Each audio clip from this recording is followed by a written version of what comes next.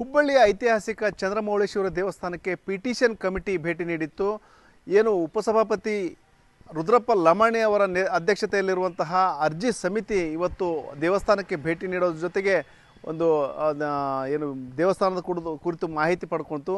ಇದು ಏನು 11ನೇ ಶತಮಾನದಲ್ಲಿ ನಿರ್ಮಾಣವಾದಂತಹ ಚಾಲುಕ್ಯರ ಶೈಲಿಯ ಒಂದು ದೇವಸ್ಥಾನವಾಗಿದ್ದು ಹಲವಾರು ದೇಶಗಳಲ್ಲೇ ಕೆಲವು ದೇವಸ್ಥಾನಗಳು ಈ ಮಾದರಿಯಲ್ಲಿದೆ ಅನ್ನೋ ಒಂದು ಮಾಹಿತಿ ಇದೆ. ಹಾಗಾಗಿ ಒಂದು ಏನು ಸಾಕಷ್ಟು ದೇಶದ ಬೇರೆ ಬೇರೆ ಪ್ರದೇಶಗಳಿಂದಲೂ ಸಹ ಇಲ್ಲಿ ಈ ಒಂದು ದೇವಸ್ಥಾನಕ್ಕೆ ಬಂದು ಹೋಗುವಂಥದ್ದು ನೋಡ್ತೀವಿ. ಏನು ನಟ ಸೈಫ್ ಅಲಿ ಖಾನ್ ಪುತ್ರಿ ಸಾರಾ ಅಲಿ ಖಾನ್ ಸಹ ಇದೇ ದೇವಸ್ಥಾನಕ್ಕೆ ಭೇಟಿ ಕೊಟ್ಟು ಪೂಜೆ ಸಲ್ಲಿಸುವಂಥ ಕೆಲಸ ಮಾಡಿದರು. ಆ ಸಂದರ್ಭದಲ್ಲಿ ದೊಡ್ಡ ಮಟ್ಟದ ಈ ಒಂದು ಚಂದ್ರಮೌಳೇಶ್ವರ ದೇವಸ್ಥಾನದ ಬಗ್ಗೆ ದೊಡ್ಡ ಮಟ್ಟದ ಚರ್ಚೆಯೂ ಸಹ ಆಗಿತ್ತು. ಅದಾದ ನಂತರ ಏನಂದರೆ ಈ ಒಂದು ಕ್ಷೇತ್ರದ ಸೆಂಟ್ರಲ್ ಕ್ಷೇತ್ರದ ಶಾಸಕರಾದಂಥ ಮಹೇಶ್ ತೆಂಗಿನಕಾಯಿ ಅವರು ಈ ಒಂದು ದೇವಸ್ಥಾನದ ಅಭಿವೃದ್ಧಿಗೆ ಏನಾದರೂ ಒಂದು ಕಾಯಕಲ್ಪ ಮಾಡಬೇಕನ್ನೋ ಒಂದು ನಿಟ್ಟಿನಲ್ಲಿ ಒಂದು ಅರ್ಜಿ ಸಮಿತಿ ಏನಿದೆ ಆ ಒಂದು ಅರ್ಜಿ ಸಮಿತಿ ಮುಂದೆ ಅಹವಾಲು ಕೊಟ್ಟಿದ್ದರು.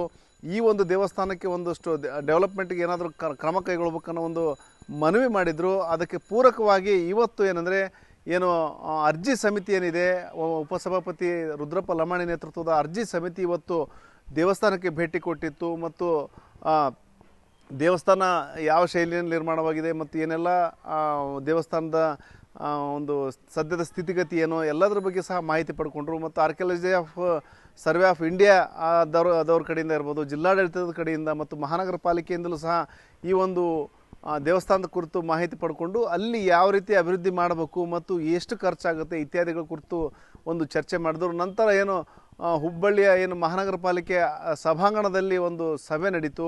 ಆ ಸಭೆಯಲ್ಲಿ ಸಹ ಈ ಒಂದು ಚಂದ್ರಮೌಳೇಶ್ವರ ದೇವಸ್ಥಾನ ಸೇರಿ ಸೆಂಟ್ರಲ್ ಕ್ಷೇತ್ರಕ್ಕೆ ಸಂಬಂಧಪಟ್ಟಂಗೆ 5 ವಿಚಾರಗಳನ್ನು ಒಂದು ಚರ್ಚೆ ಮಾಡಲಾಯಿತು. ಇಲ್ಲಿ ಈ ಒಂದು ಏನು ಅರ್ಜಿ ಸಮಿತಿಯ ಸದಸ್ಯರಾದಂತಹ ಹಿರಿಯ ಶಾಸಕರಾದಂತಹ ಸುರೇಶ್ ಕುಮಾರ್ ಎ ಮಂಜು ಮತ್ತು ಏನು ಅವಿನಾಶ್ ಜಾಧವ್ ಸೇರಿ ಒಟ್ಟು 8 ಶಾಸಕರು, ಮಹೇಶ್ ತೆಂಗಿನಕಾಯಿ ಸೇರಿ ಒಟ್ಟು 8 ಶಾಸಕರು ಈ ಒಂದು ಸಭೆಯಲ್ಲಿ ಪಾಲ್ಗೊಂಡಿದ್ದರು. ಇದು ಬೆಂಗಳೂರು ಸಾಮಾನ್ಯವಾಗಿ ಅರ್ಜಿ ಸಮಿತಿ ಏನಿದೆ ಬೆಂಗಳೂರಿನಲ್ಲಿ ಸಭೆಗಳಾಗ್ತವೆ.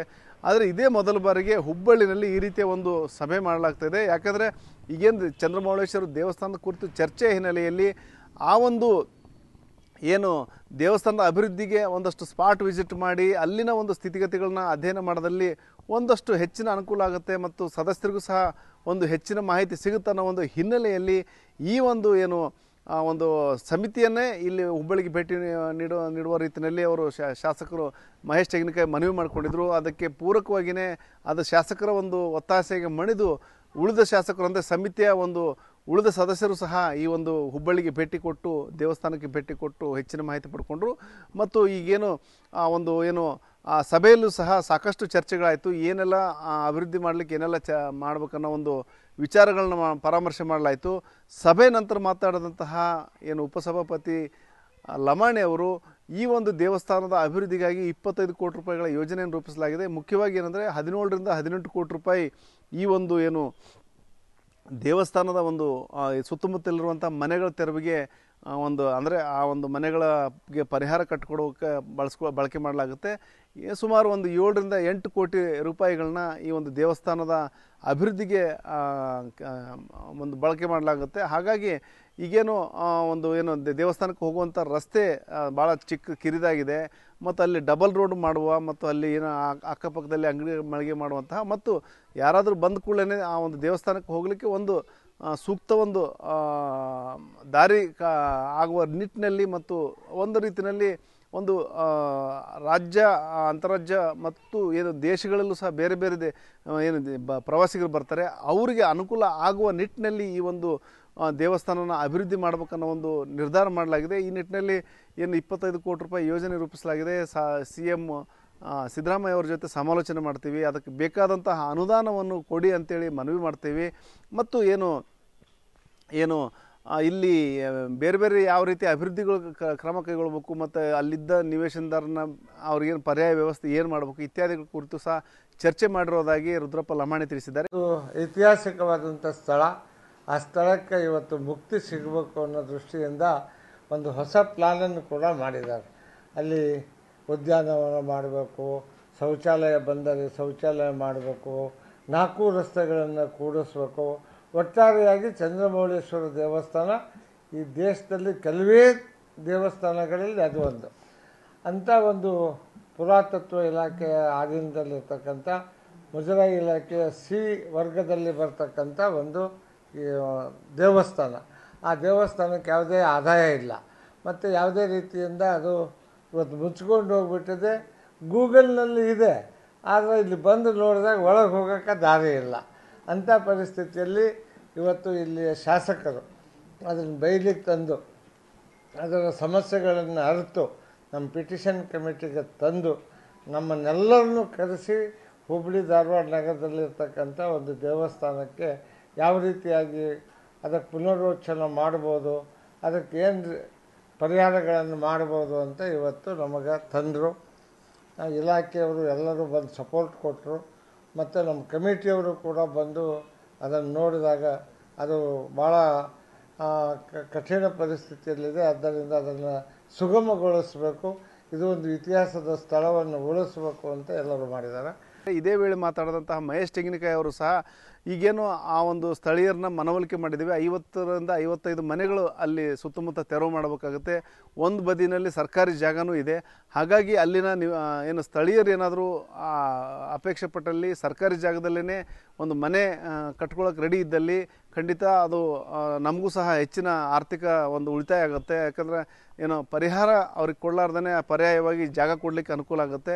ಅದರ ಜೊತೆಗೆ ಏನು ಉಳಿದಿದ್ದು ಏನು ಡಬಲ್ ರೋಡ್ ನಿರ್ಮಾಣ ಮಾಡೋದಿರ್ಬೋದು ಮತ್ತು ಅಲ್ಲಿನ ಎಲ್ಲ ರೀತಿ ಅಂದರೆ ದೇವಸ್ಥಾನಕ್ಕೆ ಬಂದವರಿಗೆ ಏನೇನು ವ್ಯವಸ್ಥೆಗಳು ಮಾಡಬೇಕು ಮತ್ತು ಒಂದು ರೀತಿಯಲ್ಲಿ ಪ್ರವಾಸೋದ್ಯಮದ ದೃಷ್ಟಿಯಿಂದ ಅಭಿವೃದ್ಧಿ ದೃಷ್ಟಿಯಿಂದ ಏನೆಲ್ಲ ಕ್ರಮಗಳು ಕೈಗೊಳ್ಳಬೇಕು ಅನ್ನೋ ಕುರಿತು ಚರ್ಚೆ ಮಾಡಿದ್ದೀವಿ ಅನ್ನೋ ಒಂದು ಮಾತನ್ನು ಹೇಳಿದರೆ, ಜೊತೆಗೆ ಈ ಒಂದು ಸಭೆಯಲ್ಲಿ ಏನು ಸ್ಲಮ್ ಬೋರ್ಡ್ ನಿವಾಸಿಗಳಿಗೆ ಮನೆ ಹಸ್ತಾಂತರ ಇರ್ಬೋದು ಮತ್ತು ಸೆಂಟ್ರಲ್ ಕ್ಷೇತ್ರದ ವ್ಯಾಪ್ತಿಯಲ್ಲಿ ಬರುವಂತಹ 5 ಕೆರೆಗಳ ಅಭಿವೃದ್ಧಿ ಇತ್ಯಾದಿಗಳ ಒಟ್ಟು 5 ವಿಚಾರಗಳನ್ನ ಚರ್ಚೆ ಮಾಡಿರೋದಾಗಿ ಮಹೇಶ್ ತೆಂಗಿನಕಾಯಿ ಹೇಳಿದ್ದಾರೆ. ತಾರೀಕಿಗೆ ಏನು ASIಗೆ ಸಂಬಂಧಪಟ್ಟಿರ್ತಕ್ಕಂಥ ಮೀಟಿಂಗ್ ಆಗುತ್ತೆ, ಅದ್ರ ಕಡೆಯಿಂದ ಒಂದು ಸಲ NOC ಬಂತಂದರೆ ಈಗಾಗಲೇ ಮಾನ್ಯ ಅಧ್ಯಕ್ಷರು ಹೇಳಿದ್ರು ನಮ್ಮ ಕಡೆ 2-3 ಪ್ರಪೋಸಲ್ ಅಂದರೆ ಒಟ್ಟು ಈ ಡೆವಲಪ್ಮೆಂಟಿಗೆ 25 ಕೋಟಿ ರೂಪಾಯಿ ಹಣಕಾಸಿನ ವ್ಯವಸ್ಥೆ ನಮಗೆ ಬೇಕಾಗುತ್ತೆ.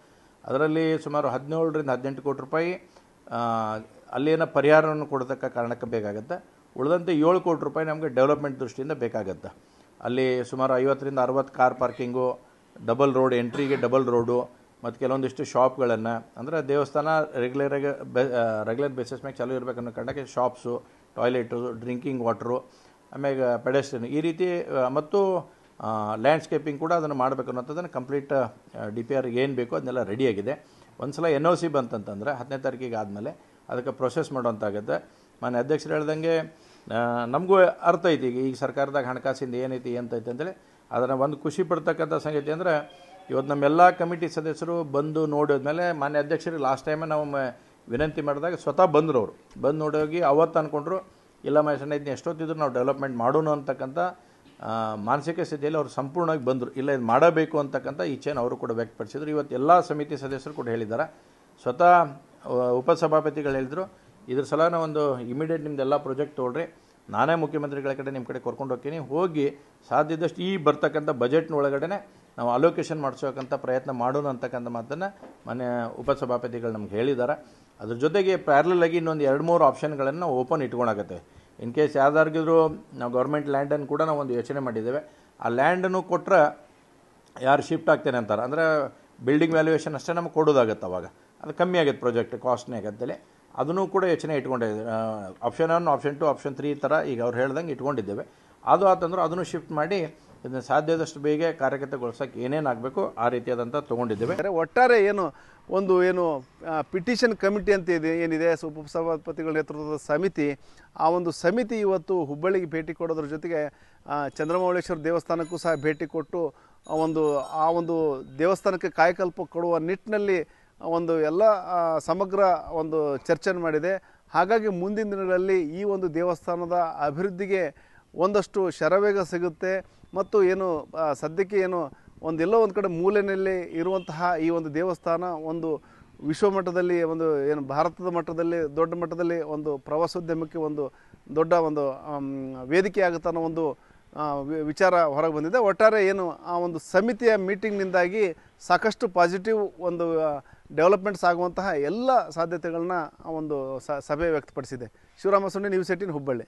ನಿರ್ಭೀತ, ನಿಷ್ಪಕ್ಷಪಾತ, ವಿಶ್ವಾಸಾರ್ಹ ಸುದ್ದಿಗಳಿಗೆ ಮತ್ತೊಂದು ಹೆಸರಾಗಿರುವಂತ ನ್ಯೂಸ್ 18 ಕನ್ನಡ ಈಗ ಆಪ್ನಲ್ಲೂ ಲಭ್ಯವಿದೆ. ದಯವಿಟ್ಟು ಇಲ್ಲಿರುವ QR ಕೋಡ್ ಅನ್ನ ಸ್ಕ್ಯಾನ್ ಮಾಡಿಕೊಂಡು ಆಪ್ ಅನ್ನ ಡೌನ್ಲೋಡ್ ಮಾಡೋದಕ್ಕೆ ಮರಿಬೇಡಿ. ನಿಮ್ಮ ಬೆಂಬಲ ಹೀಗೆ ಸದಾ ನಮ್ಮೊಂದಿಗಿರಲಿ. ಧನ್ಯವಾದ.